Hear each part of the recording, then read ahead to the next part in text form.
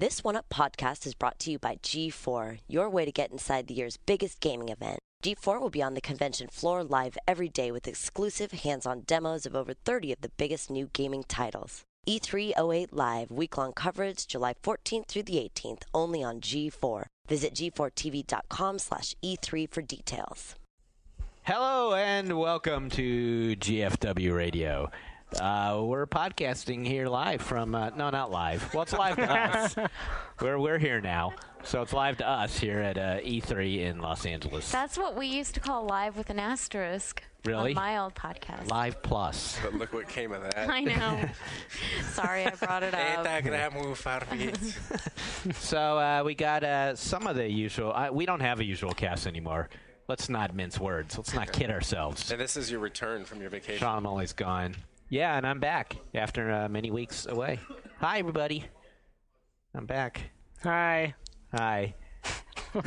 It's hard to come back. It's hard to come back. Hi, Jen. We have Jen Tsao here on the mic. This is Shawn Elliott, fresh off of flight on Virgin America Air. We're going to talk about how great it is to be on Virgin. Did Ryan, you not introduce yourself? Hi, I'm Ryan. Okay. No. Ryan, the one fool in the room who was not on Virgin Air. So Virgin Air, if you've been flying like U.S.-owned airlines, that's like you're just traveling in time to like 1975. Yeah, that's so last century. Into the future, and it's basically where flying is playing Doom at a rave. Yeah.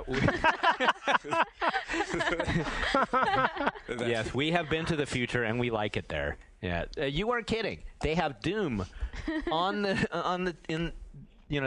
every seat back has a monitor on it, and there's games. Well, there's all sorts of shit on this monitor. And they don't charge you $6 and one of them is a games, and they've got Doom on there. Like Doom 1? Yeah. Wow. And the remote, at first you're thinking like, okay, there's going to be some cheesy remote. You know, like when you've been to a hotel or something, right. And they've got an N64 controller, right. And you're playing games for some other non-N64 system, right. Super Nintendo or something. But there's this fully developed controller. That controller's like the best thing ever. It's like a controller on one side and a remote control on the.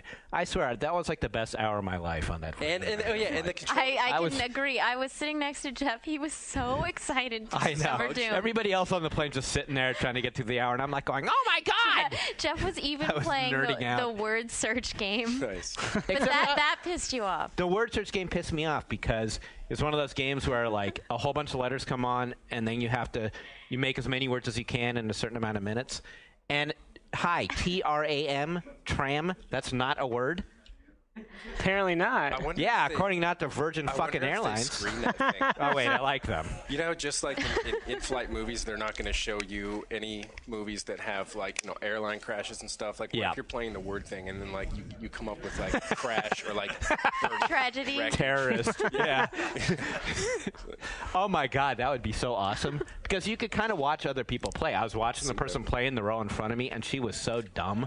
She wasn't getting any of the words. I mean, and it was I was watching Tina, our community manager, play, and she got hoisted. And I was, that's good. I was impressed. That's like hoisted. Sounds like my good. experience today watching other people play games. Yeah. Like before we jump out of the airline, there's more to say. Actually, is. The rave part comes from the fact that the interior of the plane. You can tell this to Ryan since you guys know already.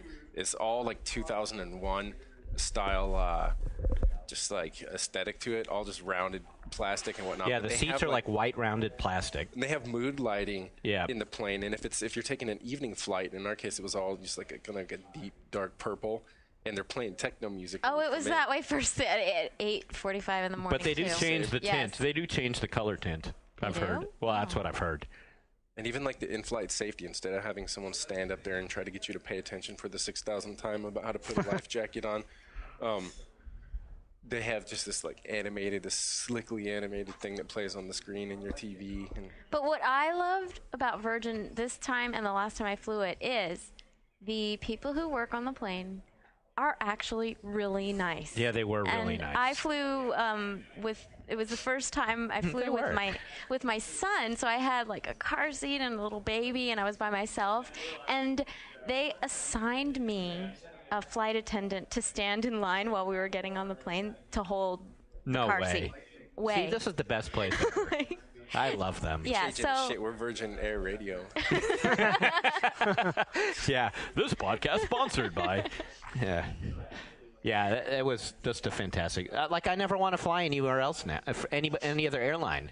I'm just going to be going, oh, man, if I was on Virgin now, I'd be, like, looking at the screen. You're going to fly only places that they fly. You'd be playing Doom, which you wouldn't even think to play if, like, someone gave it to you for your DS. I only played Doom for, like, 10 minutes. It was just the novelty that I could do it.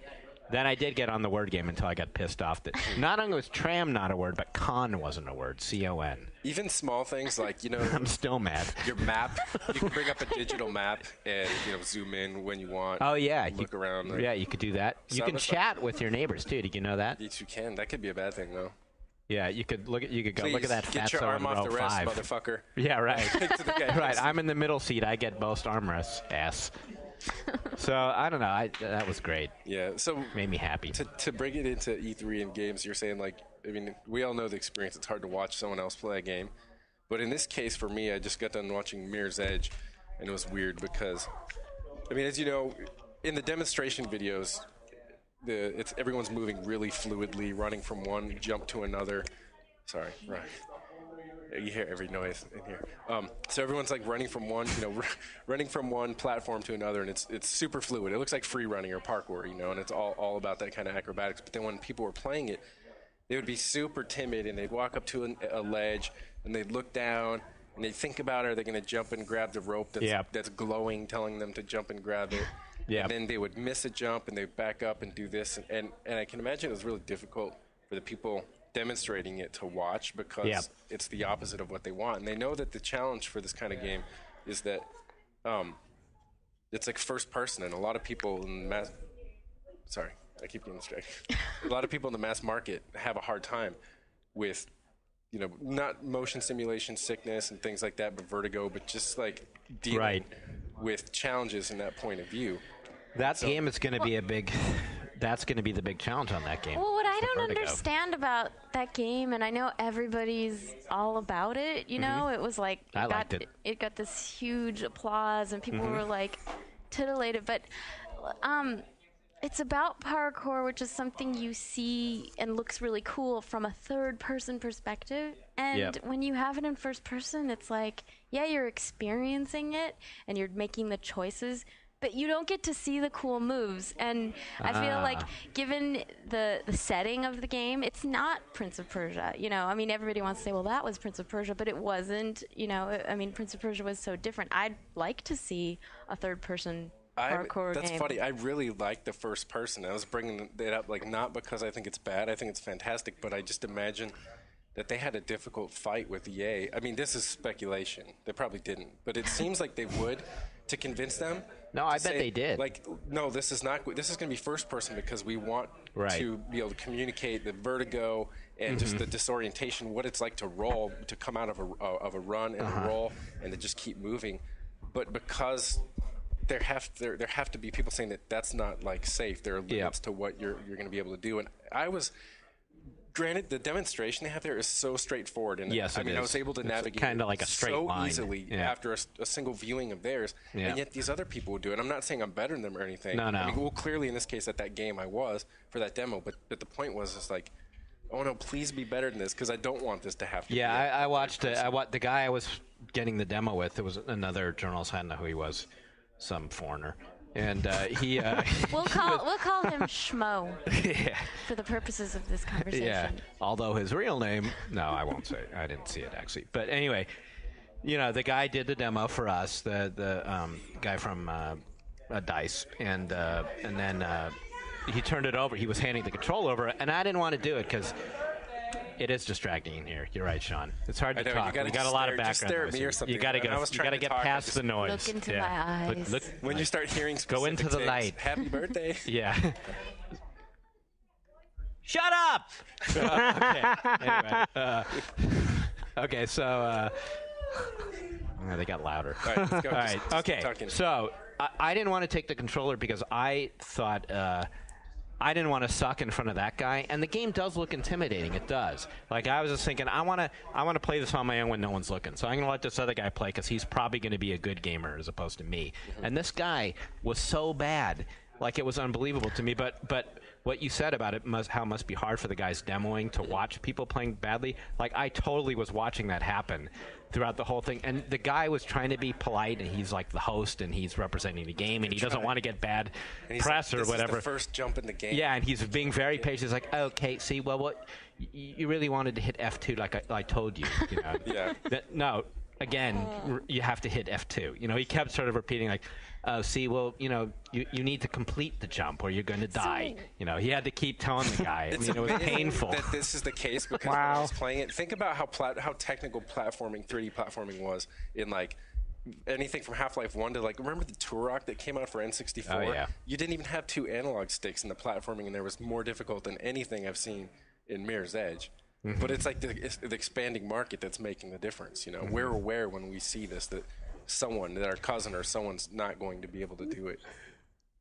Yeah, I guess I'm surprised that a game journalist wouldn't be able to pick it up, though. I mean, is it psychological that they don't think they're making the same kind of jumps as they would be making in another game? I watched this guy do was exactly what Shawn was saying. It's like, you know, there would be a ramp, you know, and it just makes common sense. You need to run off the ramp to make the jump, you know, and this guy would, like, walk timidly up to the edge of the ramp and then just hit forward. That seems like, fair. Okay, well, that's going to be a falls to your death, moron. But what I want them to do in this game, this is my request, is I want them to be able to, as in, like, skate, you should be able to take movies of your character. Yeah, I hear what you're saying, like, to not get, like, the money shot of you doing the cool thing, you know?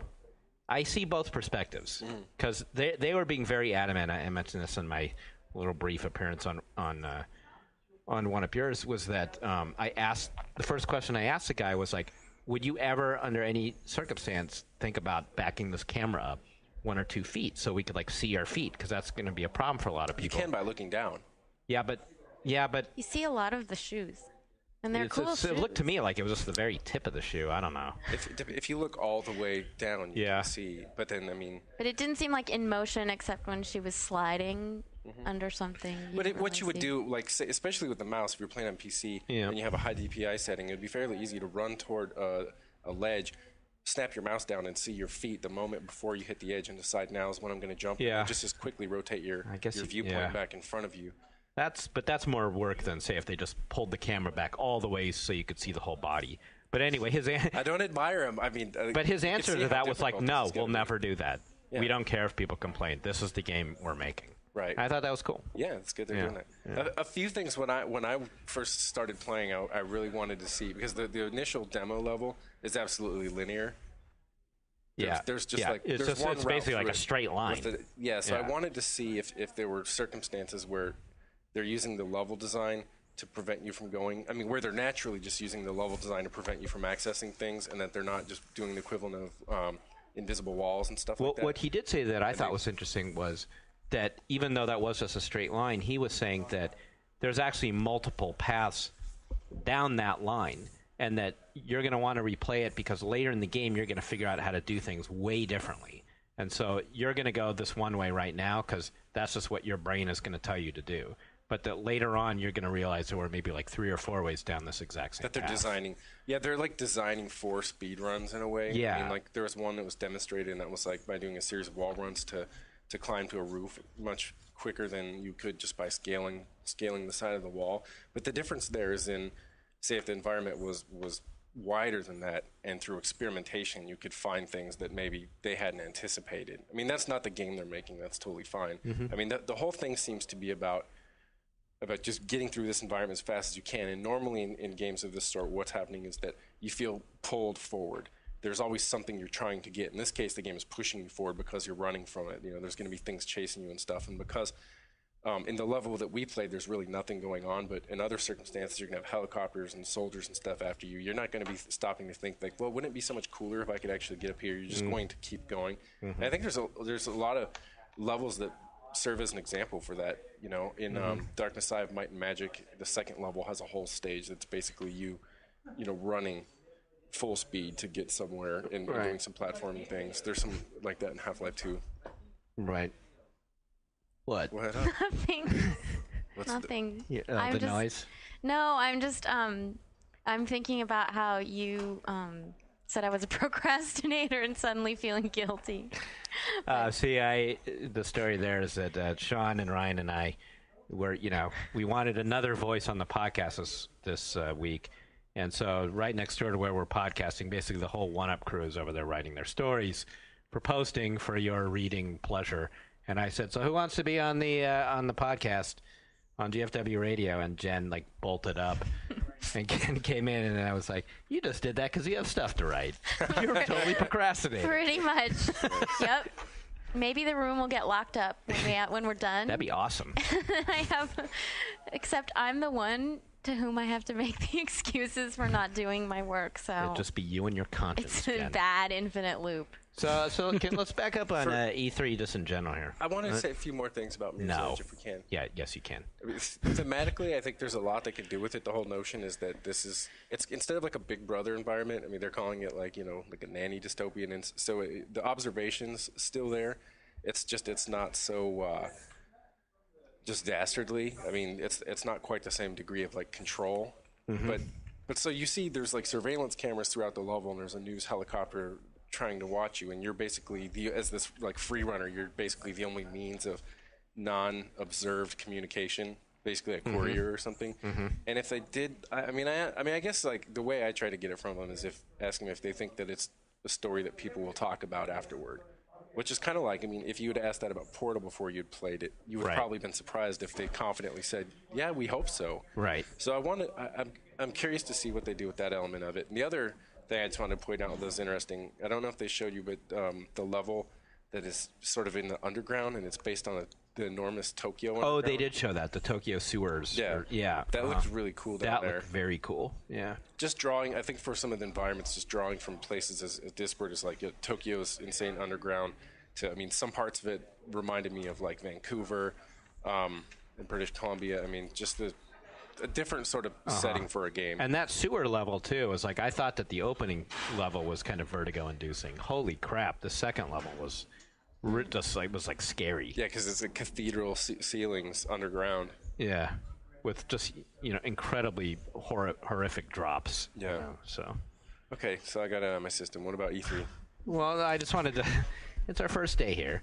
And I just, and this is a whole different scene here at E3, and I don't know if one of yours talked about it, but I just thought it might be interesting just to go into what's going on at this show, which is this is the second year in a row that it's kind of in this shadow of its former self thing, but we're back in the original setting that we've been at for forever. And earlier today, when I was sitting in a demo that was boring the shit out of me, I just started spacing out on E3 in general, and I realized this is my 11th E3 in a row, which is a lot. And this one is probably the weirdest one, just because we're in the original setting as it's been in every year, except with a tenth of the people. It makes me sad. I never thought that I would be somebody who was oh, this year or that year was the glory days, but a lot of other years could qualify as the glory days, and this year is it makes me sad. Yeah, there are no I hear banners. This from a lot of people. Yeah, a lot of people are saying this. I disagree, but go I know you disagree, but you first thing you said to me was, I like it, but I feel, I took a picture outside and there were 3 people in my picture, Fucking rad. I'm there are no... Cormac McCarthy presents I just E3. feel like, the road to E3. The road to E3. It's a sign of the times, it's bad economy, recession. But it's not really. It's just the way they decided to. It's just who they decided to invite and not invite. Yeah, I don't. In fact, the place could be teeming if they had just let it. Yeah. And the fact that for one, the whole thing, I like it more because in the past, today, I spent what I feel is more meaningful time with X number of games that might have taken me 2 days in the past E3 in this center, and instead of walking in and having there be a line of 10 people with inflatable surfboards on their backs and whatever free shit. And I have not even gotten there yet. I have been out and about all day in demos and press conferences, so maybe that's the difference. When you go, you go to each of the rooms to play a game, it's they sit you down. If it's playable, you get to play it. You don't it's just not like the annoying circus it was before. And while, like, yes, it was really impressive to the world, and it kind of, like, I think the inadequacy people feel is that, like, this is, the previous E3s were like, gaming's coming out party to the world. Yes. It's like, look at us, we're big, we have the same money as you, if not more, we can do this. And now it's like, they're still spending the money. They're still flying people to Morocco, to all these different places for these events. Morocco was for a Guild Wars thing some time ago, but they're having these pre-E3 events, but they're doubling up on the coverage because it's like, well, EA in particular, they had 2 pre-E3 events, so they get to cover they get coverage of each of these games prior to the show, and then we come to the show, and then they get even more coverage. And so for less money on their part, they're getting more exposure and more awareness. Yeah. I'm kind of in the middle of both of you. I mean, I see both sides. I mean, definitely this whole thing here has like the feel of like a chiropractor's convention, It's like, 40 guys walking around. And so that made me miss, and definitely in the past, I've been one of those guys who's just like, oh God, there's so many fucking people here. I can't even move. I can't get from here at Sierra Online to, I'm going to name 2 companies that don't exist anymore. I can't get from A to Encore.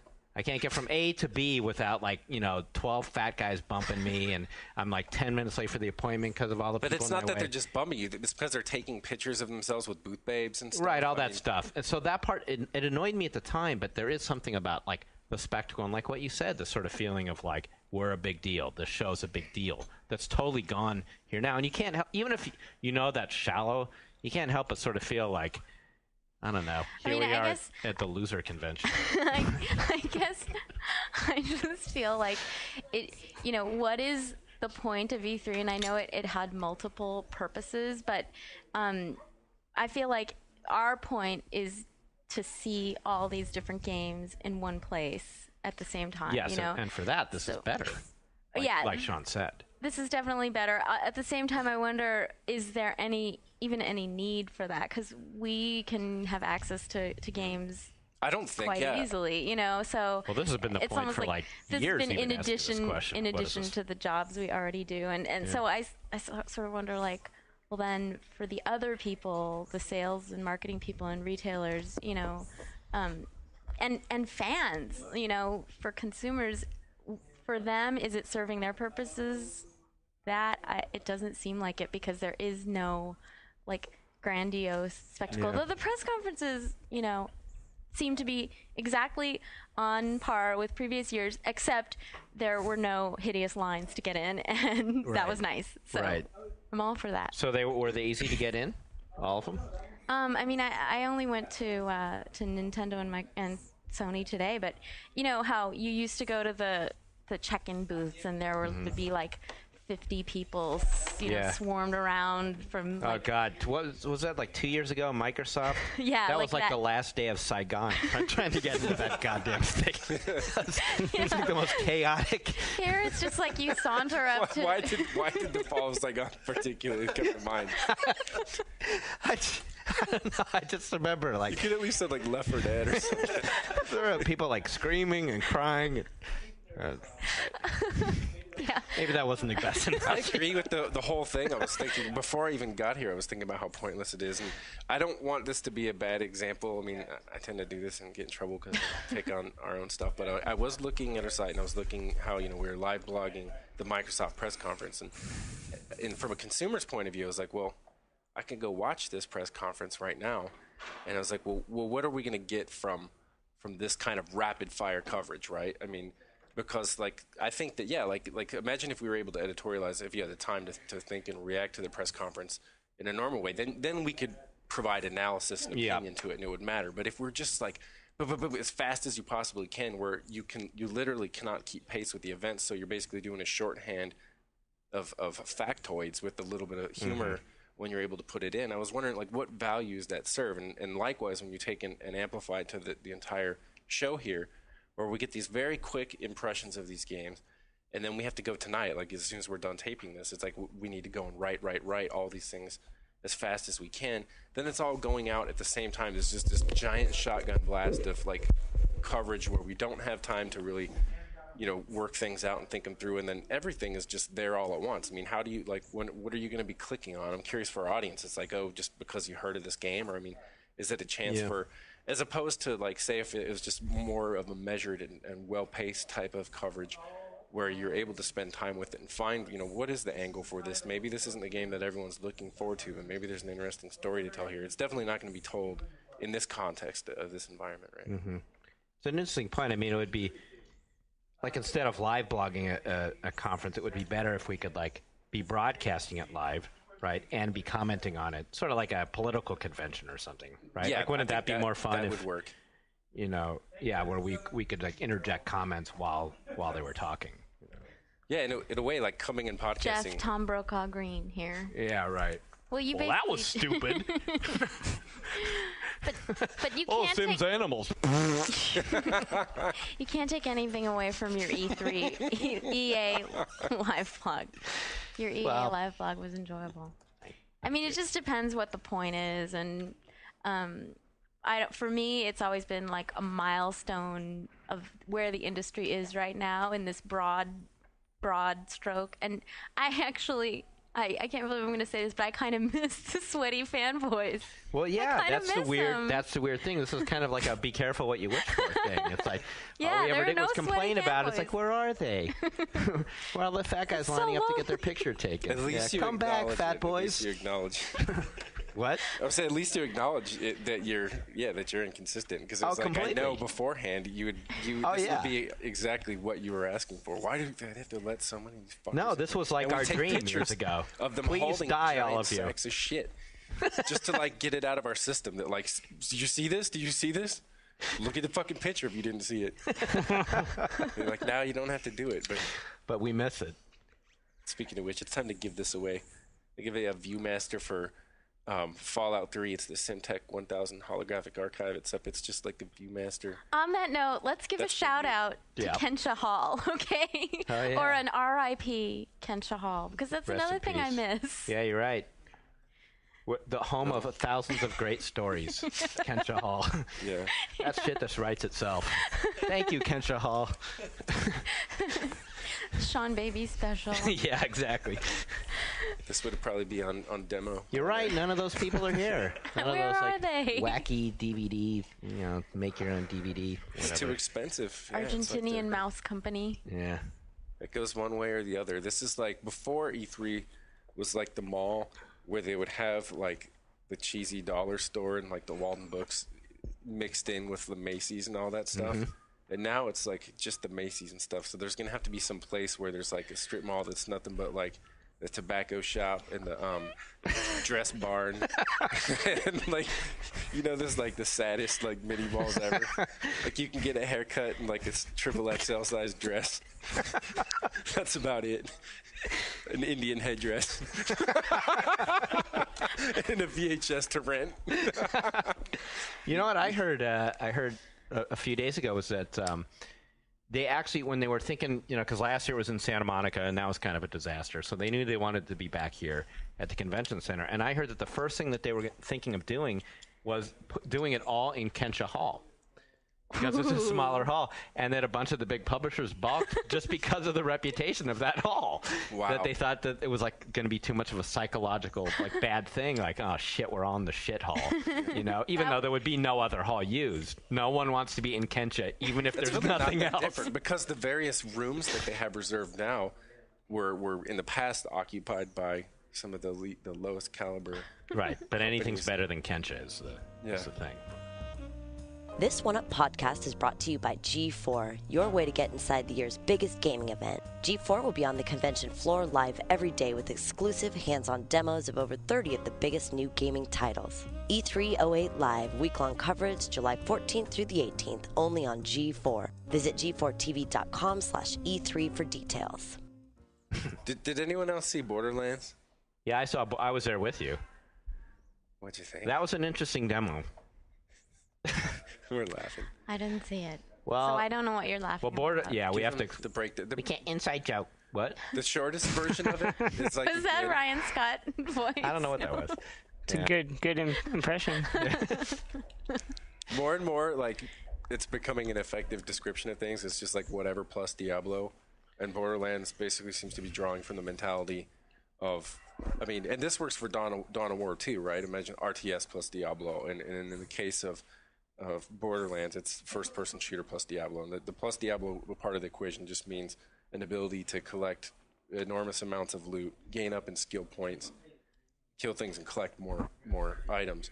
But in Borderlands, I mean, part of that they were boasting is that there's over 500,000 different weapons to get. But then when we went and see this in action, that means, like, what you think. This is another thing that's going to come up too, with the whole like quantity versus quality debate. When we hear about how there's 500 different endings to Fallout, whenever someone says that, you're getting to the point where like they're putting like a yellow sticker on a gun, and suddenly it's a new one because the other one has like a black sticker on it or something. And so seriously, they're picking up all these guns, and they do look stupid, right? I mean, this is what happens. I mean, you can cheat in a game that's like based on the real world that has 20 weapons, because even though all those are weapons for the game, they were actually modeled on things designed for the real world, and the people that were modeling them had every interest in their success. So, for example, if you made like an AUG Steyr or something, you'll end up getting the Australian military to buy it or something. It's not like you're throwing away. You're making 100,000 prototypes just to toss out. So the difference is like, what I'm saying is like, it's probably better to have 5 really good weapons in a Halo or something than to have 500,000 that are the same with different colored lights on them. And they really did. They really did strike me as that, and it was sad because in the demonstration, Randy Pitchford and I forget the other guy's name, were so intent on making us like this game. It was either it was a very surreal demo. They could be either they're so genuinely impressed with their own game that we were hearing their enthusiasm, or what I'm inclined to believe is that they went in and they said, let's role play the 8-year-old who constitutes our ideal audience, and how he is going to be reacting to I think you're giving him too much credit. So you're saying that they consciously, ironically, were role playing guys who were enthusiastic about their game, when in fact they're not. I don't really. I'm not saying that they're not enthusiastic, but to this extent, to the point that like anytime someone would pick up a gun, and there's a gun to pick up anytime you kill someone, it'd be like, oh wow, look at that, oh my god, that's a good shotgun. Well, I have the quote here. Take out your notes. I was taking notes. He's scribbling. I know. I was trying to look sideways at you because I was like, are they kidding with this enthusiasm? That's a fucking great gun. It's like your game, dude. Calm down. Whoa, look at that shotgun. Close quote. Oh my god, I love that shotgun. Yeah. Another quote. Wow, that shotgun. It's like the Saturday Night Live skit where they're making fun of Sharon or hair products. I guess you didn't ever watch Saturday Night Live in the Chris Farley days. Oh yeah, sure I did. It was just like, oh my god, feel her hair, feel how soft it is, and someone else would feel it. Oh, it's so soft. How soft? Oh my god, it's so soft. So it was like this with the damn gun in the game, and it was the dumbest gun I'd seen in a game in a long time.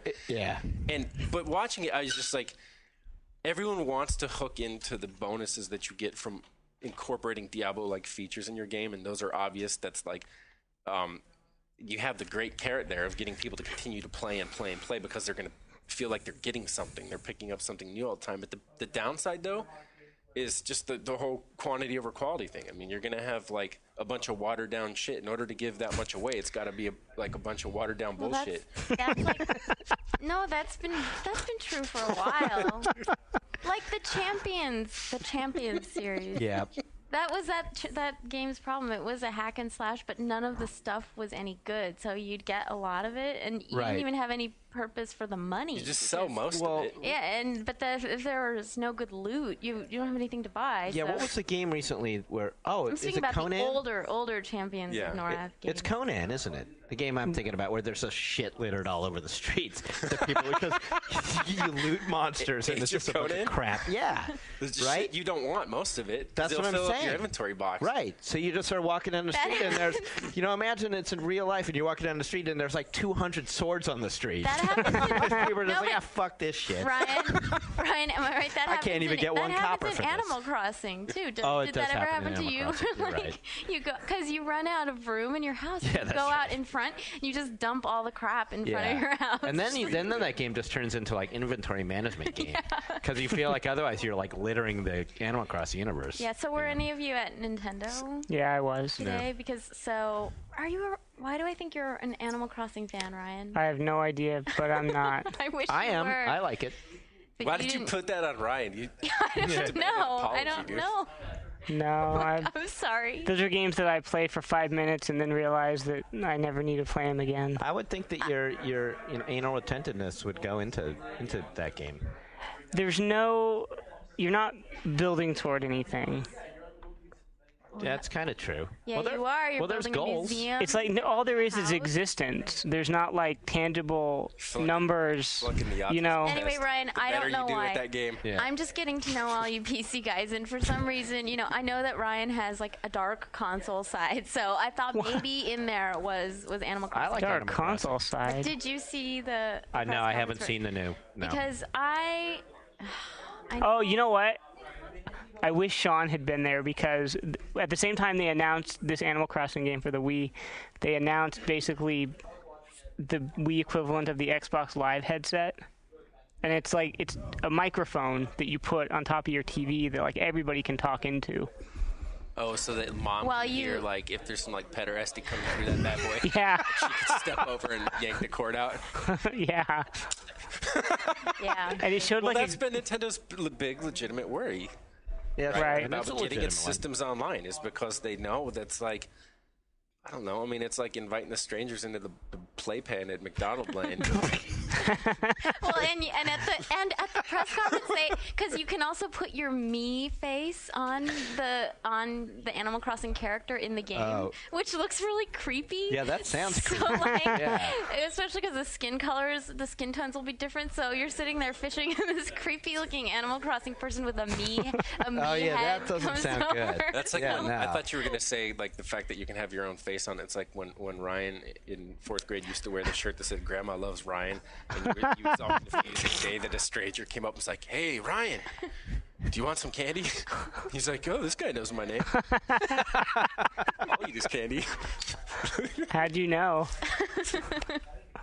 Never told anybody about that. I don't want to further pollute your GFW podcast with talk of Animal Crossing. No, that's so okay. We can move on. But we talk consoles all the time. I just was, I was disappointed to see that Animal Crossing looks exactly the same. They added a city, so the city looks tiny and like there's 3 things to do in it. Yeah. But the town and the house and the activities, they're just all the same. And they're so crazy because, I mean, I don't know, the kids that they're marketing this thing for are already playing Habbo Hotel and all these other like cheap ass free games that let you do 1 billion times the things. Yeah. It reminds me of like in the era when people were still like playing Phantasy Star. You know how there's multiple iterations and the Xbox one came out and like Shane and CJ were all loving it, and I was like, you guys are crazy. Like, have you never tried a single like PC RPG? Like this is the fucking Stone Age. The same way. And that's like Animal Crossing. I mean, these kids, like, not even us sophisticated, like, you go to Animal Crossing, you can't do the stuff. One of the things you get to do is like they showed people sort of making up their own fishing game because you know how fishing is an activity. So it was like, emergent activities. Let's say I got my 4 friends over and we're gonna have a contest for who can catch the best fish, and it just felt kind of sad. Like, it's a video game. It's a computer. It's a Can't the chat room. computer design the game so that I don't have to make it up with my friends? Yeah. That argument comes up a lot when game developers say, well, and so we're putting the tools in the hands of the gamer. It's like, no, actually, we paid you $60. We'd like it better if you used your tools, fucker. We want to play your game, not make your game. Did we see other good shit today? Plenty of good stuff. Like, yeah. I wanted to kind of talk about Resident Evil 5 because I was so excited to learn. I just got into town last night, so I missed the press conference where they announced. Is it still racist? Just kidding. That it has online co-op. But yeah. After I played it, and for some reason, Jason Allen, the PR guy, didn't I honestly, I hadn't heard anything about this press release, and I'm playing the whole time. And the way that it works, you have Shiva, this assistant, character working with you, and I was like, oh God, please tell me you're doing co-op. He's like, oh yeah, we're doing co-op, and I was like, what? Because it the whole time you're playing, if you imagine everything you were doing with the AI, it's going to be so awesome with another player. Just the way that the levels are designed, kind of the usual tricks that they use in Gears of War and stuff, where it's like, the path is going to branch. You're going to want to defend, help your guy out on the other side, that sort of thing. But just with the mechanics and the pacing of Resident Evil, I think are going to work so well. And then also, I just love the notion of a buddy system for scary games. it just works right. And I was happy to hear him announce that too, because I maintain that like Gears of War borrowed so many things from Resident Evil 4, not limited to the chainsaw fatalities and things like that, but I mean the camera, some of the specific bosses like Berserkers are like immediate direct adaptations from some of the blind enemies in Resident Evil 4. But then it's cool to see Capcom taking back, even though it's not like Gears of War invented co-op, but to still see like, hey, this is kind of a similar game. At the end of the day, we have no excuse not to do this. But that game was awesome. I mean, it would almost be fair to compare it to like Left 4 Dead, which we also played this morning. But whereas in Left 4 Dead it's super fast and everything's running at you, nonstop. In this, the things are like coming at you more slowly, but your ability to control the game is also diminished. So turning around takes more time, reloading and aiming. And God, Left 4 Dead was fun. That's your way of saying no more Resident Evil 4. No, I'm just free associating. It was fun. I liked it a lot. You kept getting eaten. I tried to save you. I did. I mean, I was dying, but I still had fun. Yeah. So do you guys have to write up all these games? Yes. Wow. So I have like relatively little work. All right. So, I saw Dragon Age Origins. Did you see it too? I didn't see Dragon Age. Tell us about it. Dragon Age looks kind of...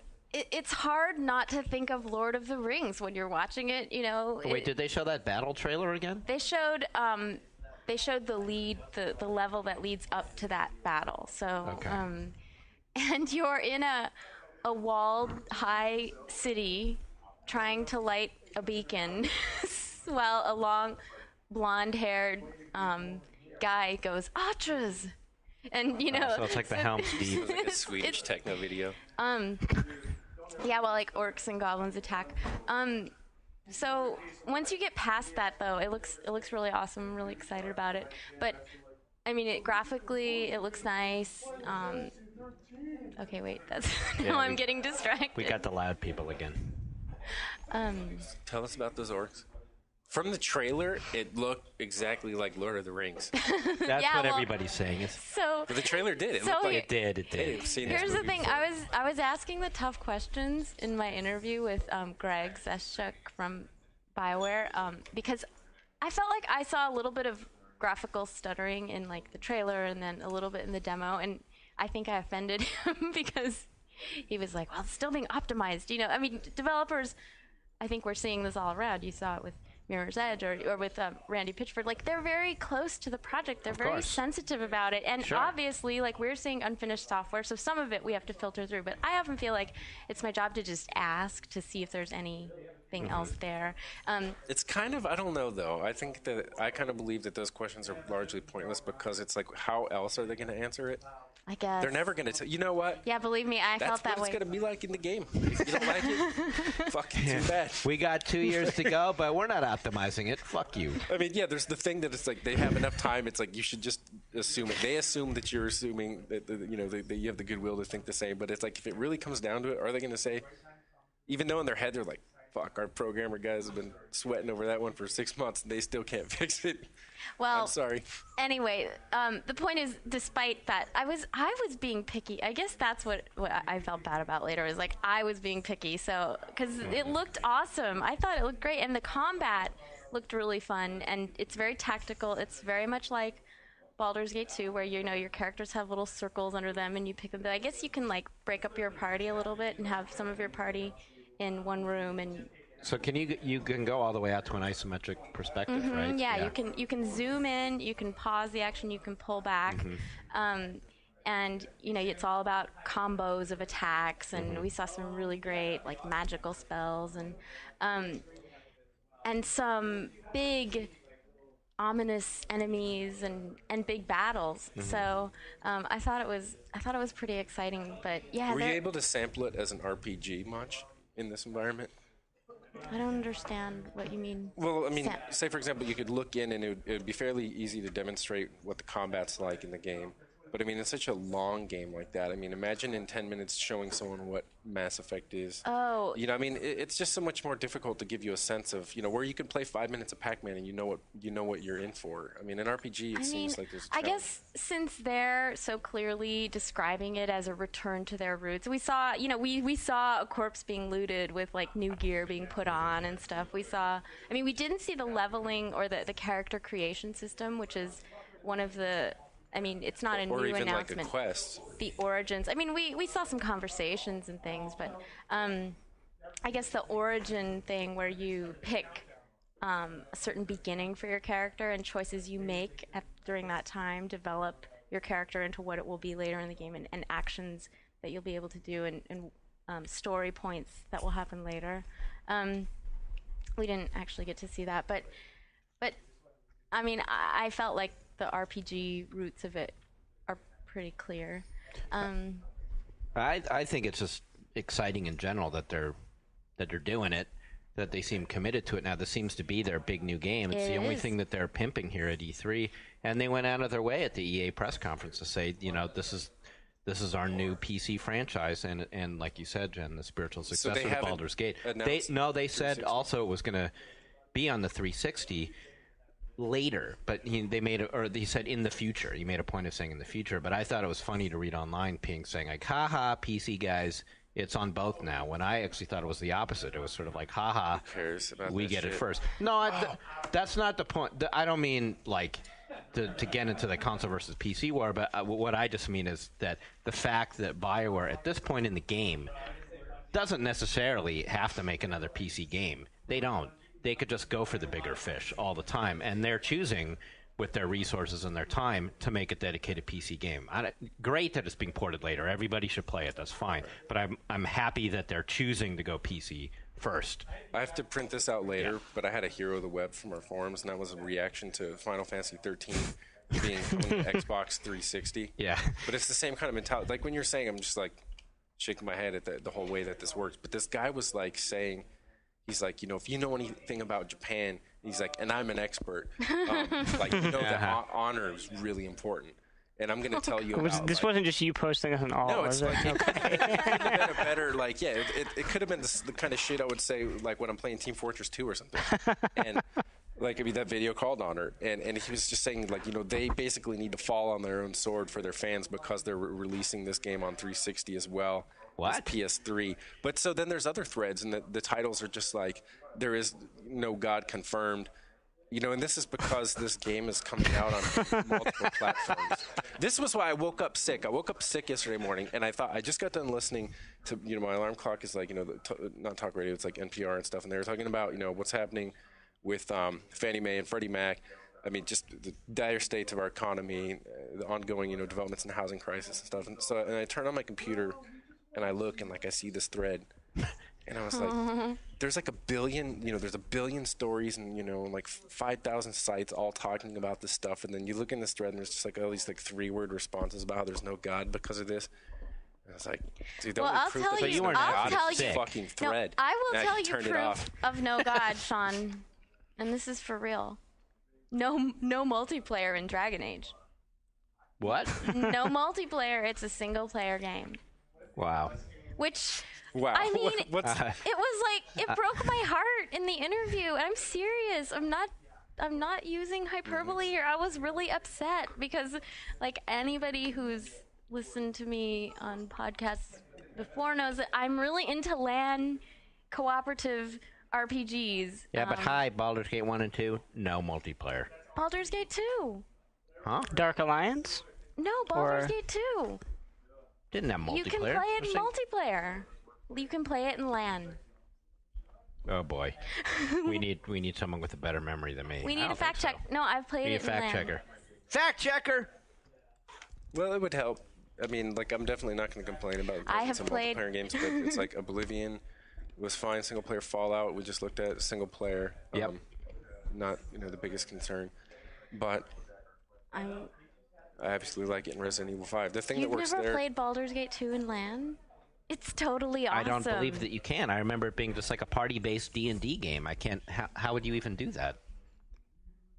You hook up your computers and okay. We're like now you're like making me question my That's okay. pretty valid memory. I think Skip's over here. We got Skip Googling. We're marking time here while Skip. Ace fact checker. Andrew Skip Fister. Hey. Lightning Fingers Fister. In the meantime, you know what I saw today that is coming to PC? Yeah, what? Street Fighter 4. I just played some of that. Really? Yeah, did you? Played Evan. Yeah, That seems like an odd Rufus port. is your new main, huh? What? Rufus is your new main. Is he the fat one? Yeah. It's like a bowl of shit with like a happy trail, dirty happy trail coming up his pot belly. That's nasty. Like still old Japan, they love America. Like that's an American character. Because he's a big fat guy. Yeah, I'm sure we got some games to hook them up back though. Kung Fu Chaos. They still owe us a couple. For Yeah, that. they do. They do. We can't complain about that. What? It did have land? Oh, Jen's right. I'm all insulted, but that's okay. Okay. How are we going to edit this? I stand. We don't edit. We're not editing. We don't edit. Let's talk about Street Fighter. I was wrong. There. Ryan, tell us about Street Fighter. Jeff, let me just tell you, it's really, really fun that way. Well, you should totally play it. We'll get back to it. I still play. I mean, we still play it sometimes when we have nothing else Really? to play. Yeah. Okay, well. Nerd alert. I nerd probably alert. didn't have a land back then. So. It's hard to set up. I'm not saying it's easy. I mean, it's difficult, but... Okay. So I'm bummed that Dragon Age is totally single player. But anyway, moving on to wherever we were. I don't know. Where were we, Shawn? No. Ryan's talking. Street Fighter. It's awesome. Yeah. Really? On the PC? Well, they have like arcade cabinets set up. I guess it releases in arcades next week. Okay. But it's coming out on PC as well as consoles. At least that's what all the... I don't see the point of that. Well, if you plug in your controller, same as your 360 controller already works. Okay. I guess. Oh, shit. Oh, fell. shit. Yeah. Hold on. Shawn's getting a phone call. Let's put this on air. All right. He turned it off. So what about it? What are you liking about it, Ryan? Street Fighter, it's awesome. No, it... Like, thanks for the insight. Yeah, Next. That's what I'm here for. Well, Street Fighter 2, you know, that was sort of like... People are still playing Street Fighter 2 today. Super Street Fighter 2 Turbo. And it's been like... I don't think there's been like a 2D fighter since then that is still sort of in the public eye. That's because we've all moved on to... Well, no, hey... Dangerous territory, though. I mean, because, like, yeah, it's like, sure... in the public eye, but it's like Mortal Kombat 2 is very huge in the public eye, much more so than Street Fighter 3 Third Strike. And Street Fighter 3 was an excellent game. Right, and Street Fighter 3, like that was a game that was basically designed that catered specifically to the hardcore crowd, like with the parrying system and all that. And Street Fighter 4, at least in my limited time with it, it feels like it's a lot more accessible. Can it be that it was all so simple then? Yeah, there you go. I was singing you your chorus, man. Yeah. So Street Fighter 4 seems like it's pretty cool. I like it. It kind of threw me because it was so much more like 2 right. than any of the games that came afterward. I mean, even the Alpha series, you know, like just not being able to block in the air and stuff. It's like, it was fun. I don't know though about. I mean, I think it's fun. I think it's cool, but I think I like Soul Calibur 4 a lot more so far. I know this is comparing games of the same genre. Sue me for it. You know how fighting game fans are, though. Oh, man, you can't. One's got weapons, and one's in 3D. The other one's... No, but it's not in 3D. Shawn Elliott retard confirmed. Yeah, there it goes. Fuck that. I'm tired of hearing that stuff. I got to bring this up because before we were taping, you know how we always make fun of, like, when you'll see, like, an internet thread or something, and the whole thing is loaded with those catchphrases, those wacky catchphrases. Oh no's. But like FTW. That was, in my mind, yeah, I translated I hate that. Oh no's. Yeah. To like, again, you know, it's like imagine if 10 years ago people were doing this and it would sound pretty much like, I pity the fool, turtle power, and then what else? Avoid the Noid. Where's the beef? Show me the money. It's all good. I saw more recent. I banned the random pluralizing in my house. Like, you know, like started with internets. and then moved on to every other word. Oh, really? Well, was this your husband? I decided I'm officially too old for that shit. Yeah. Wait, you're saying this to your hubby? Yeah, and people I talk to a lot at work. And was stuff. he like, where's the dinners? Something like that. Is he into lolcats? So imagine Lolcats I'm okay with, Whoa. but random pluralizing, no. Imagine your husband going around the house going, trick, psych, not, and like stuff like that. That's pretty much what it is. Just if you ever hear it, go, No.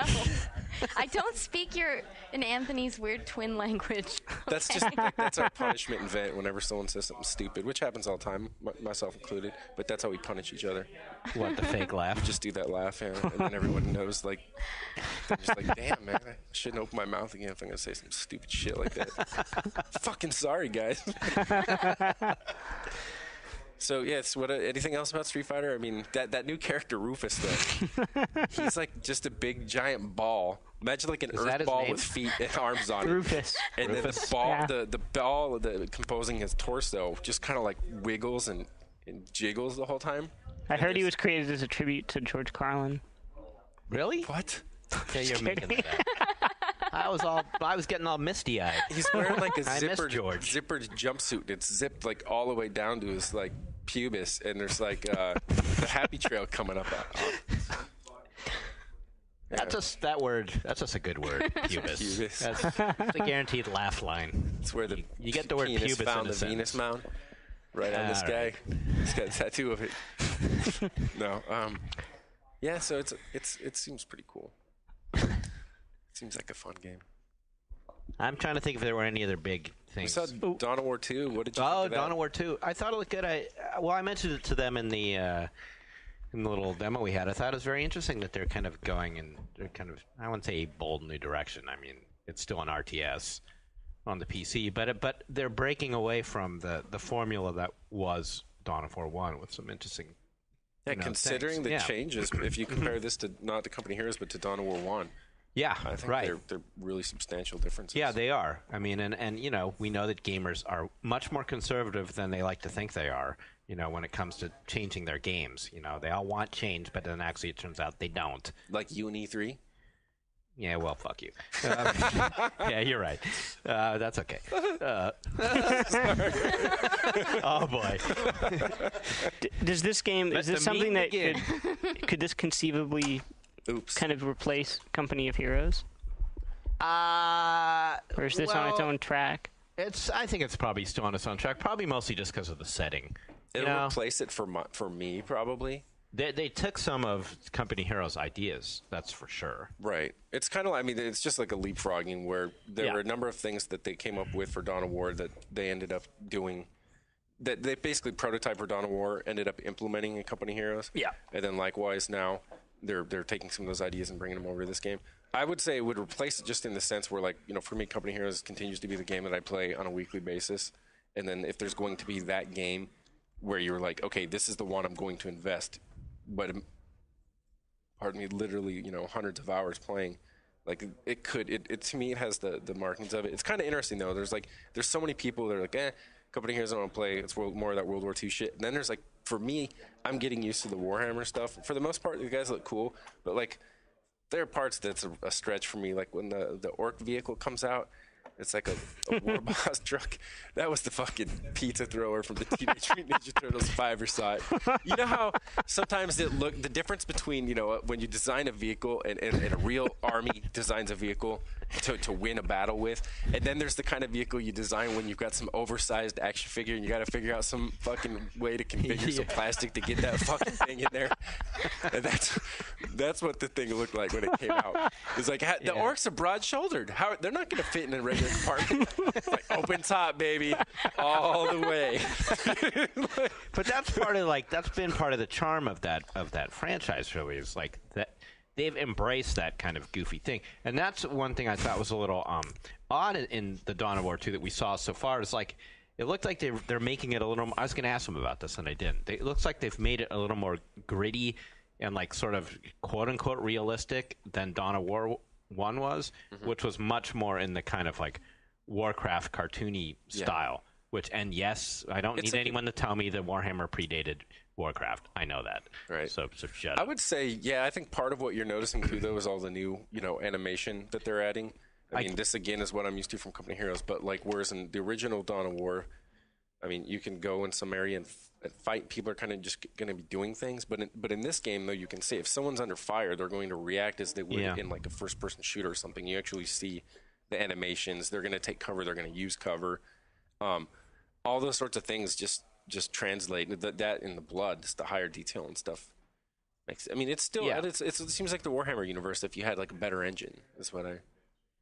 Yeah, I guess so. But the engine, but you could have a better engine and not have it be more sort of like... It probably is grittier. I mean, if you've looked, they always send us those Warhammer books, the ones that we give out to pay our freelancers. The ones that we read out loud on this podcast. they're full of just, like, gnarly stuff, you know? I mean... Oh, yeah, they are. That's like That's what you put on the inside of your trench coat for reading material. That was a crazy 6 months of. We got like a landfill full of Warhammer books. That was unreal. So let's point a few before we joke too much about the game. There's a few things that I learned today I want to point out that we didn't talk about when we talked about it last, and that was like their solution for spawning in, since you're only ever really in control of 4 or 5 squads at a time. And each of the squad leaders is this unit you're supposed to like identify with. You're getting power-ups for them and things. This is again where they're borrowing from the Diablo thing. Mm-hmm. And if that squad leader falls in the course of a battle, he doesn't die. You can go and revive him or her. Whereas like the squad members are dead. The red shirts are dead. And then you're able to you're able to reinforce red shirts in 2 different ways. And one is that like your force commander could have a power, and you're able. I'll talk about this in a minute. How you're able to slot these in, and that would be like to pull a drop pod down. So a drop pod will fall from your spaceship, and guys come out of it. You can also smash enemies with it. That was cool. I like that. That was a cool idea. Yeah, I mean that looked great. I mean just just watching it play, I mean it's entertaining for me. It's part of why I like the way that artillery works in Company Heroes and stuff. I just love to see it. Relic has a really nice. They have a really nice tactile feel. They're really good with like sounds and things like that. Yeah, when this drop pod drops from the sky with your 4 units, it doesn't just like this thing like crashes down onto the earth and they made a point of saying it shakes the whole screen. Even guys like 10 feet away will be thrown to their feet. Right, so you could actually crush your enemies with this thing that's really just a spawn thing for new units. It was neat. Yeah, I agree. They totally nailed that. That's my official that. review. Same. Monolith is really good about that too. I think both those companies are probably foremost in like getting that sense of impact to everything they do. And so you saw when they used the orbital laser for that bombardment, and that was great. When the vehicle blows up in this, it's not. I mean, it's very getting away from the toy-like feel of an RTS and just making it seem that like even a grenade, right? You'd saw them throw it was called a melt-a-bomb. It's basically a sticky bomb. Threw it on the vehicle. The vehicle blows up. Wheels go flying off. The guys inside it are like burning and kind of roll out from it. The other way I was talking about reinforcing units is to like this new system is that instead of just like capturing a flag, depending on the world you're in, there might be like a building or a structure that's got some meaning in the larger narrative. Like there's this shrine to some like holy space marine dude, and you basically you capture that. But in order to do it, it's kind of like this big set piece battle. You're like, do I want to do this? It's going to be a challenge, and you want to approach it with some foresight. So say maybe I'm gonna have a sniper ready here to take out their guard when I attack. My jump pack guys are gonna leap over the wall and get inside and attack.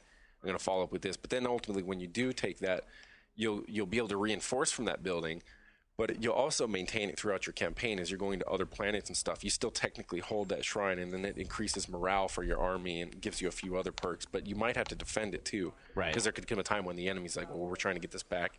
Then you'd go and have to wage war defense at that same site in order to maintain it and the bonuses it's providing you. So that was something else to show. I thought that was pretty cool. Yeah, I like that a lot. This is what I was scared of coming on GFW Radio. What? I haven't even started. I'm like not talking about it because I know you and Ryan are like.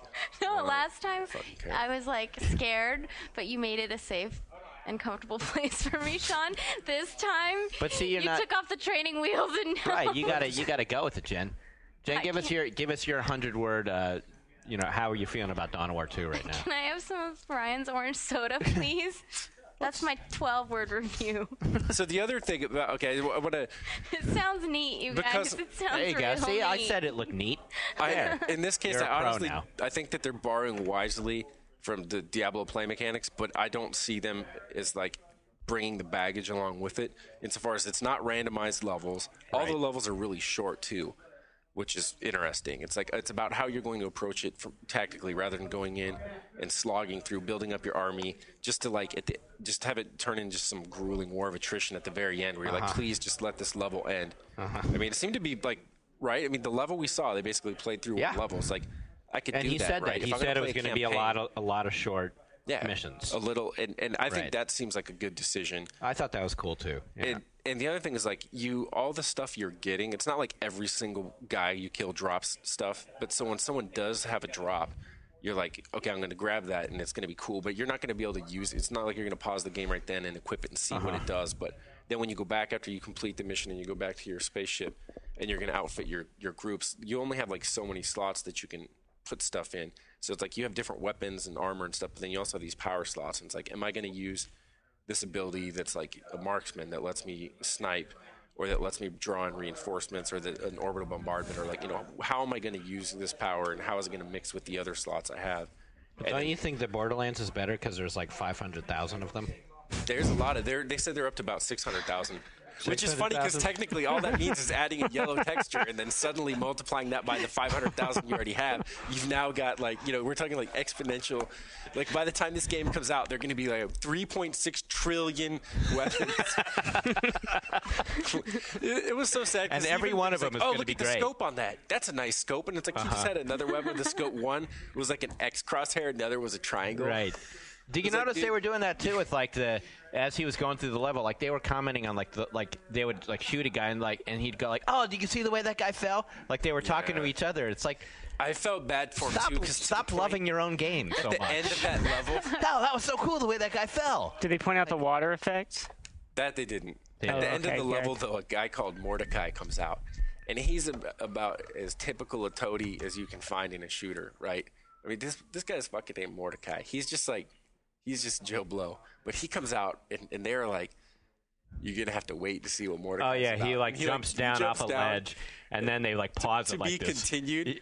Like, if that was a trailer. Some big suspense point had that was like a TV trailer, like, that would be the series that was never filmed. Yeah, they're like, oh, we're going to have to stop it here, guys. And we're like, okay. Can we go now? I'm sorry, Randy, if you end up hearing this. We're just giving you shit. It looked good, but it was just kind of funny and surreal to me. I had the same experience at a sport demo, not at E3, but way back when they did it at Maxis. It was that event where they had it divided up into different stations. So it was like 5 different stations representing the 5 different games. It was the Civ game, whatever, and there was they had one that was just creating the creature. Yeah, that was it. And at the stations, they had different guys demoing the different things, and they were all nice. Someone walks up. That's some nice dug feet. Look at those web feet. It was the guy who was good. No, it was the guy who was making it. Comes over there. Look at those space tires. Well, that's what it was. Good space tires. It was like that, but it was the guy who was making it himself, and he was just by himself. He didn't have like a partner. So, like patting himself. So it was like he was sitting there, and there were like 3 journalists, sitting there, and he's like demoing. He's like, okay, so we can give him these feet. He's like, oh god, these feet are so cool. He was like so thrilled with himself as he was making them. He's like, haven't you been doing this all day and like for the last 6 months? He was like demoing it for himself, and he was pleased with the game. They're like, should we leave you alone so you can enjoy this by yourself? Because would they have kicked you out if you were like? I mean, and it was cool, and that's the thing. Like, there were things about Borderlands I liked. It was just sort of interesting that they were so into it themselves. Right. So it's like, is EA publishing Borderlands? 2K is. 2K. Okay. They aren't randomized. It's a good thing that they aren't randomizing the levels, as far as I could tell. But in the section they showed, it was like the AI wasn't especially impressive. There just really wasn't anything noteworthy. It was like this game is going to get by in the strength of those 500,000 guns, and so that's kind of why we're making such a big deal of those guns. However, when they showed the part when you're driving around, and we say we is because it's a cooperative game. Yeah. When they're driving out around in the Badlands, that looked pretty fun. You could run enemies over fun. And stuff, and you could switch seats, and the animation for that was great. Like when you're both playing, you decide, hey, I want to drive now. You don't have to stop the vehicle. You both just there's like a switch to just switch seats. You do some hazard boy maneuvers. You watch them climb over the seats. That was kind of neat. Yeah, so that stuff looked cool. And I mean, I know there's some interesting things. Like there's this giant creature in the game that basically is a walking hive for these pterodactyl type things that come out of it. And that kind of stuff sounds interesting. But Mordecai and his guys, I mean, that was basically like a first-person shooter of an auto-assault quest. which is to say, like, well, what Mingo's Marauders Mordecai is like basically Mingo. Yeah. I mean, you don't want to diss these guys too much for liking their... I mean, of course they're going to like their own game. And the opposite would be weird, too. If they were up there hating on their game and there's that in a fucking demo. shotgun. We're not going to show you that fucking level. You see, this one's orange? This level's really stupid. Yeah. Here's another one of our useless weapons. Yeah. There's a difference, though. I think, like, you know, when you think guy with bad self-esteem giving a demo. The most impressive demonstrations that I've ever seen, though, including like the E3 one for Half-Life 2, and it was like a year or two before the game came out. Yeah. They say almost absolutely nothing. You just watch them play, and everyone in the room is like, can't wait to get out to tell everyone they know about how insanely awesome something was. Right. So I was like, I mean, you could say that too. It's like you don't really need to oversell your stuff if it truly is, you know. Yeah. It truly is exciting. Right. Yeah. I also played. Anyone else try Project Origin? Oh, not yet. Showcase Pavilion. I plan on it. The level I played was cool. It was really good. Yeah. I mean, again, to say for like Monolith, they really just get, like in Condemned as well, just get the viscerality of the sort of combat scenarios that they portray in their games. And they're definitely addressing, you know, people complained that, you know, fear was crawling through, you know, ventilation shafts and stuff and going through offices. And so in this case, the level I played was all through this torn up city. And again, just the bullet time stuff is done well. You know, like bullet time was already old hat when Fear came out, but no one cared because it just worked so well. I mean, they delivered on it so well in that game. I mean, so that was there, and I played this level where I got in a mech, and just, oh my God, my phone. Just the visual quality of everything that was going on was pretty incredible. I mean, there's like smoke everywhere. You're like, you know, enemies are emerging through the smoke, and you're in this mech with this chain gun, and you're ripping through them, and it's pretty gross. I mean, it reminds me of like Akira, and I know they're inspired by Akira. Yeah. But it's just like, just pulping guys. Guys are turning into mist. You're shooting these missiles. They're kind of like the rockets from Robotech, where they're just like spiraling around through the environment and nailing other mechs that are coming out at you and stuff. And so from the short level that I played in that, judging it only like not on the quality of its story or anything else. My eyes starting to twitch. I'm getting stressed. Your eyes? Can I go? Do you want to be dismissed? Because you're definitely into realms that I am not familiar with and may not become. Did the red mist scare you off? It was the Akira. When you brought up Akira, it just like a wow, movie. That triggered something inside Jen. A movie I have fallen asleep watching just too many times. Can I? Do you mind? E3 stress. You can be dismissed. Thank you, Jen Tsao, for joining us. Thank you for having me. It was meaningful and special. It was special and for I'm us sorry, too. I'm stressed and I have We all have work to do here. Yeah. It's a late night here. We're going to be writing all night.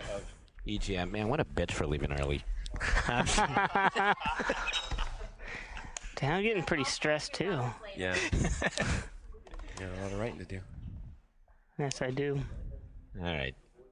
Well, did that put you were mid-sentence there? Yeah. You want to finish it now? Well, it's like the whole time I feel like I have to imagine an audience. I feel like I'm saying stuff no one cares about. Like, we care, I think Shawn. we got some happen deeply. in our podcast dynamic. None of us like the same kind of games. What are you talking about? So it's like we all just. What are you talking about? I don't like shooting stuff, and Shawn doesn't like picking up 10 Gore-Tusk livers. Yeah. I like doing both. We got to find it. Yeah. You're the conduit. Just don't start talking about sports games, then we're fucked. What about Mario sports games? Those are okay. All right. Yeah, I like Mario Golf. It's a good one. What are you saying? Without Shawn Malloy here, we've lost our unity. No, I don't know. I mean, we've always had different tastes in games. Right, Stuff. I okay. just feel more. I don't know. For some reason, this whole time, I'm like, there's like so many things I want to talk about. And I'm like, I know, like you guys are like eyes are glazing over, so I'm like, I won't talk about them. But I'm like, where would I talk about them? There's like pretty much nowhere. Well, that just makes me sad. Yeah, our days are over. We're done. Oh man, don't start that. So I don't know. I mean, what else did we play? I mean, we played a whole lot today. We did. It was a very busy day. It was too busy of a day, and it's not over. We went to SOE's. We did good SOE. What do you think of DC Online? All they had to show was a trailer and like a little behind-the-scenes thing, so there's not really much to go on. But they're billing it as sort of like I guess a cross between like an action RPG and an MMO. Like you don't. They're saying, instead of like hitting, 1 and 2 and watching a dude, punch another dude and watch a number pop up over his head, it's like I guess there's actual like Twitch involved. Like you you shoot an arrow at somebody, you have to aim at them. It's not like aim assist. Is this like closer to Tabula Rasa, though, than like God of War style action, or even like I don't like I said, all they had was they like a didn't show trailer, enough so to I don't really answer that really. Yeah. Yeah, I don't. It was kind of anything to odd. go off of. They had an actual human there, a guy, very nice guy. Chris was his name. No robots, just humans. No, who said he was there to introduce the thing we were going to watch, but then what we watched was like other guys talking. Yeah, So we watched the dudes odd. who were there talking in an Right. interview. Oh yeah, and all the guys who were talking were time standing shares right involved? there. It was a little weird. It was like, why don't we turn off the video and you guys just talk to us? Why do we have to watch you talking to us when you're standing right there? It was a bit odd. Yeah. Bit of an odd choice. Did you get like a free like alarm clock radio or something? No, they had free. Oh wait, I might have it here in my pocket here. Got a free sort of like. No, what the fuck's this? Somewhere. It's sort of like it's like a Swiss Army knife sort of thing, but it was for the agency. I don't know where it is. I left it somewhere. You can't be a superhero without one. Oh, for the agency. Yeah. MMO Royale. So right, I saw the agency, and the agency is Casimo Royale. Right? The agency was a demo I got. the agency is a demo I got with the two Jesuses. So that was pretty funny because Wow. Because I was getting the demo with the main guy, and then another guy walks up to join the demo, and his name is like Jesus something or other. But the person, the like PR person who walked him up said, hey, he wants to join the demo. This is Jesus. And she called him Jesus to the other guy. It's like, it's not Jesus. It's his Jesus. His last name was Hispanic. Okay, but then the weird thing was, like, a minute later, a second Jesus walks up. Like, how often does that happen? But he wasn't Zeus. No, he was probably also a Jesus. It was like two Hispanic dudes, both named Jesus. So it was two Jesuses and me getting the demo. But actually, the funny part of the story to me was not that. It's not that funny, really. But what was funny was, like, so the guy gives the demo, and again, it wasn't a demo. He was just introducing, like, a film that they then showed. Just a trailer or something? But it was actually it was a trailer of somebody playing the game. So he was actually walking through the gameplay as he was showing this canned film. But anyway, that's a little better. But anyway, so we watched this whole thing, and it was kind of long. It was like at least 10 minutes, maybe more. And he goes into detail about the mechanics and everything. And then at the end he goes, do you have any questions? And one of the Jesuses goes, well, forgive me, but I don't know much about video games. What's an MMO? Are you serious? Yeah. Oh my God. I was like, wow. You're like, I thought you were supposed to be omniscient, bro. Yeah. Don't you know everything? Yeah. So I just thought that was kind of funny. That's because you could see the look on his face. The guy's been talking for like 15 minutes. He just wasn't ready about all the dynamics about the game, and it's like, oh, you didn't understand a word I said, did you? Shit. Well, see, this is a game you play online. What's online? wow. It's like, imagine, like, that's amazing. He gets scolded because of it. Like, one of his managers was there, and like, I told you to give these demos like you're giving them to Alexander Graham Bell. Like, supposing that your audience knows no more about games in general than Mr. Bell. You're an old lady. Mm-hmm. Yeah. So I didn't know what to think about the agency. This is their Sony spy MMO, and yeah, it's a few years in the making now, right? Is that right? It's and probably they didn't show probably a year ago. They didn't show the same demo they showed last time, but it was very similar to the other demo. I don't know. I want to believe, but I don't know if I can. It's rough territory. New IP. It's not it's not licensed from anything. And as Conan shows you, even something as unremarkable as Conan, I mean, in considering compared to Lord of the Rings having all these movies that have come out recently or something, whereas if Age of Conan had come out in the 80s, it would have been the more popular one. Hey, what the hell, Conan? Conan's a force. But it's like, Tabula Rasa couldn't do it, Autosol couldn't do it. It's like maybe they should consider some kind of alternate business model. It's dangerous territory to want to enter now. I do have to say that I thought Warhammer Online looked great. Yeah. You know what? I'm afraid for that game.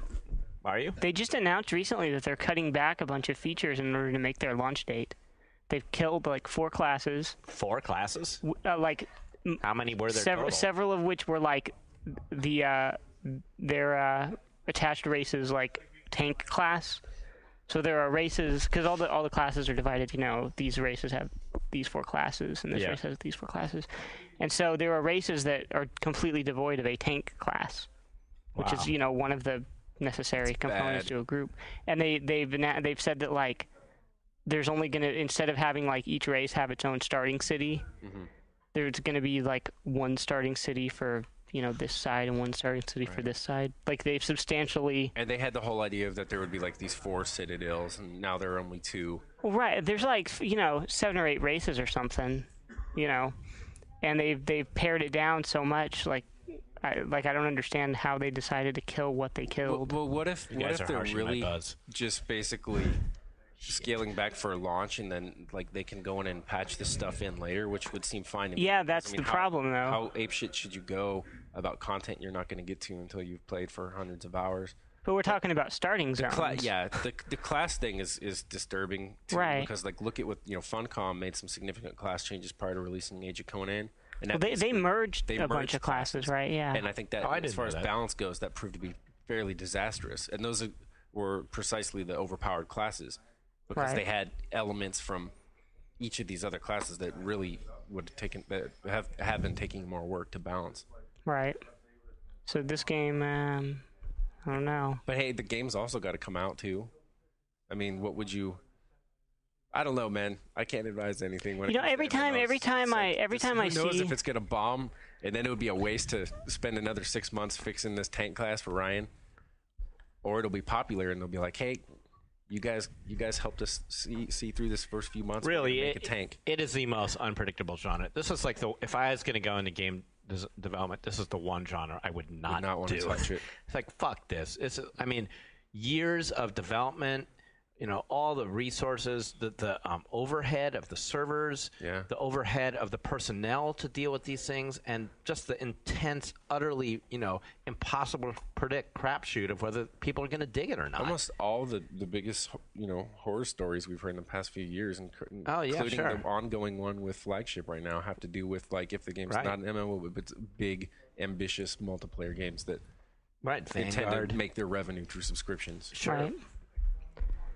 Every time I hear something like this, like with any game, where they're cutting features in order to make some set in stone launch date, for their quarterly profits or whatever, it's like I think there's like a select few publishers like Blizzard or Valve or like Nintendo or Rockstar.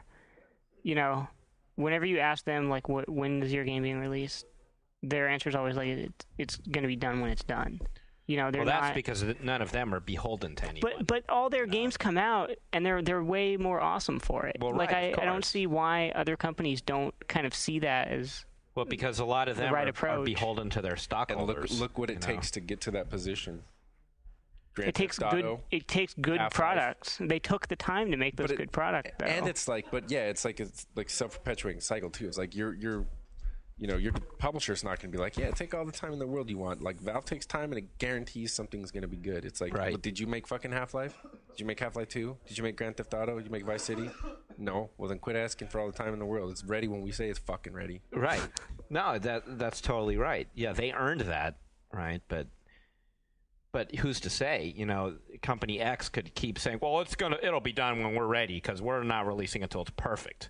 But if they have no track record, and the game turns out to be a piece of shit when it comes out, well, then, Well, then you get laughing. And, like, look how long, like, Vanguard took to make. Well, there you go. That's one of the classic examples, right? Yeah, I mean, there's so many games we know that have been in development forever, and then when they come out, you're like... Or it just gets problematic, too. I mean, like, there's some cases where games come out with all the time and they're good. Like, I think Quake Wars came out. I think it was an excellent game, but I think it came out too late. If it had come out, especially for the PC market, if it had come out the same year that Battlefield 2142 did, I think it would have been like a smash hit, because that was the time, like especially in my life as like being like the kind of Battlefield 2 player, totally into that and ready to move on. I was ready to move on to the next thing. 2142 came out and it didn't do it for me at all, and I was like, I really wanted Quake Wars, and that would have occupied it. But instead, I was like, that's when I started getting into Company Heroes, and I was just like, okay, if there's not a good shooter out for me to play on PC right now, I'm going to try something else. And then when it did come out, it's like everyone's like, dude, this Doom engine. Like, this doesn't look that good. But I remember when we first saw Quake Wars, it was like, wow, this is amazing. But I mean, time. It's just like, yeah, like games are based on like fancy technology. You can't take forever. Yeah. I mean, we could be talking about a few months difference with Warhammer. I mean, I honestly don't know. It's not never reassuring, but at least they're being upfront about it instead of releasing the game and saying, "Oh yeah, remember that shit we were talking about, all the Citadels?" He ain't there. I saw Crysis Warhead too. Yeah. You guys check that. How'd that look? I got to play it, and the section I played was pretty fun. Imagine just like the lost levels of Crysis, but kind of like, I mean, it was funny to see like their whole point of this is what's different about this game from Crysis. Like every one of them, point by point, was like it was addressing my concerns with the first game. And I mean, it was like, okay, cool. I must not have been alone, because I mean, I certainly don't think that they're like, yeah, let's make this game for Shawn.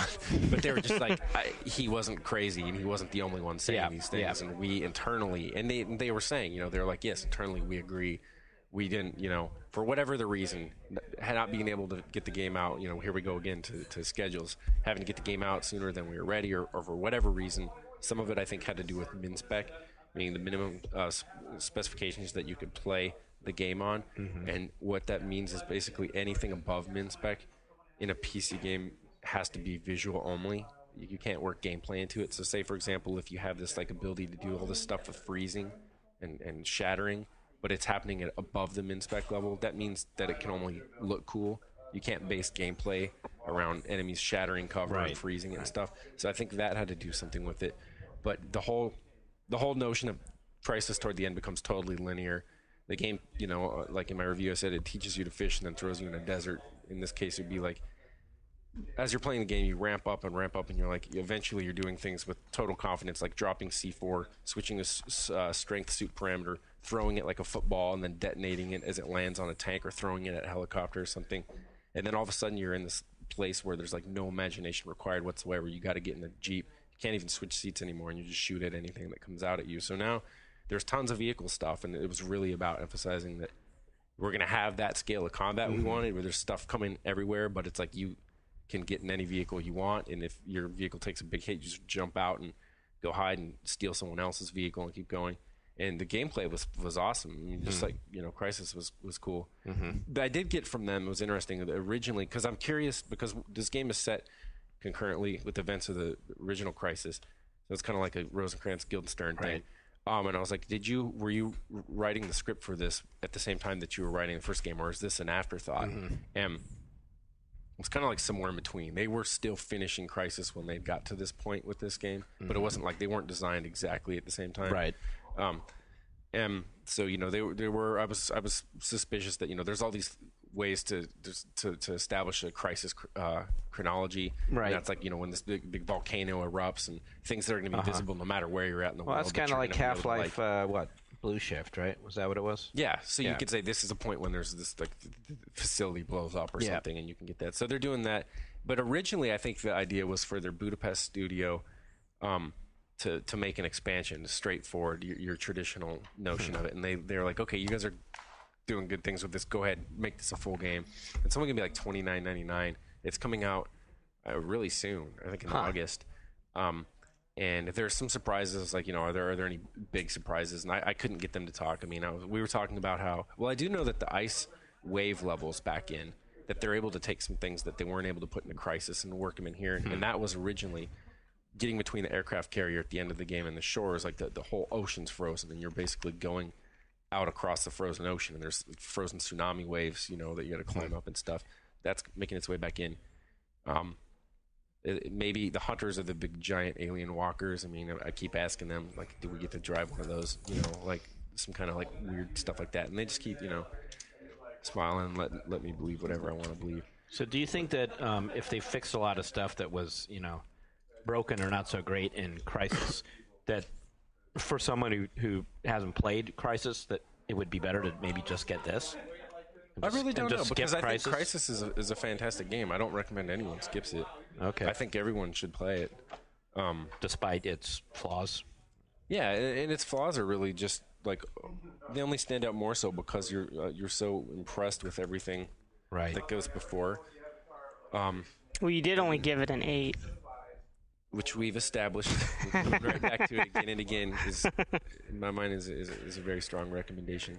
Yes. So I think you should play it. I think I think you'll enjoy it. And I know they're doing some stuff with. They're not explaining what it is yet. It sounds like next month we'll hear, but what they're calling Crysis Wars, the new multiplayer content for this game. But I don't think it's going to be just this game. They don't want to fraction their user base. So it sounds like maybe it's going to be like people that already own Crysis get to download it, or maybe download it for a fee. They're just trying to figure something out, to get it to everyone. But it's basically an all new setup for multiplayer for the game. However it works remains to be seen. That sounds cool. But I had a lot of fun playing today. Good game. Where's it at the? It's in the Showcase Pavilion. Okay. And it's amazing too that years now. Remember when we first started seeing that game at E3? How it visually it was the most spectacular thing in the whole by building. far. It's like you can go play it now and it's still. Yeah. You're like, find something that looks better in this building. That's this kind of game. I mean, it's still I went and I looked at a lot of stuff. From Project Origin looks fantastic. I looked at Resistance 2, and it's like none of them come close to looking as good as Crysis. And functioning on the level that it does, where instead of patching in destructibility, where there's a wall that's tagged to have a piece of it disappear when it gets hit with a grenade. Well, the actual building is composed of 100 different pieces, and they will actually get blown apart in real time. I do need to see Red Faction. I want to go see that. Yeah, I haven't seen that yet. Check that out. Red Faction Guerrilla. Yeah, it's got a bunch of destructible environment stuff. Still a lot to see. Tons more. And we'll see. We're trying to get a guest to join us tomorrow. Right. I know the guys from Dawn of War 2 want to stop by. Right. We're going to try to get them in here if we can. When we were recording one of those calls was from N-Guy Kroll from Newsweek's Level Up. He was apologizing for missing the time. I know he wants to stop by. Oh, so we may get him for tomorrow. We'll have him. Yeah. No promises, kids, but yeah, there maybe an appearance by N-Guy Kroll tomorrow. So on GFW Radio. Anything else? Ryan, anything else? Nothing. It's late, and we got shitloads to write still. Yeah. Shit. All right. Go click on things on 1UP. Yeah. Go. Dude, that's no joke. Just click on that shit. Yeah, it doesn't matter. E3.1up.com. Right. You don't have to read it. See sexy singles? We don't care if you read she it. Wouldn't date me. Dude, she will date you. Click that shit. She'll talk to you tonight. Yeah. Yeah, do Shawn and Ryan and Skip and me a favor. Just a personal favor, since we're here late and we're all tired. Just and click it off. Just click on some shit. You don't have to read it. You don't have to like it. You don't even have to know what it's about. Click on 5 of those blue links. Because of the way things are work, you know how it's whatever gets most clicks, we got to do more of. Yeah. Oh, right. So click on the dumbest thing you can find, actually, and if we can get the clicks through the ceiling. Wait, then we're going to have to write it, Shawn. Then on Monday, though, we'll have a staff meeting, and we'll be like, yeah, we need you guys to... Yeah, we need more about Kung Fu Panda coverage. So well, we won't. You or I won't have to write it, so... We won't? Okay. All right. Ryan, do it. Click on all the Kung Fu Panda links. All right, Dig the podcast. Just get clicking tonight. Keep on clicking. All right, we'll be back tomorrow. All right. This 1UP podcast is brought to you by G4, your way to get inside the year's biggest gaming event. G4 will be on the convention floor live every day with exclusive hands-on demos of over 30 of the biggest new gaming titles. E308 Live, week-long coverage, July 14th through the 18th, only on G4. Visit g4tv.com/E3 for details.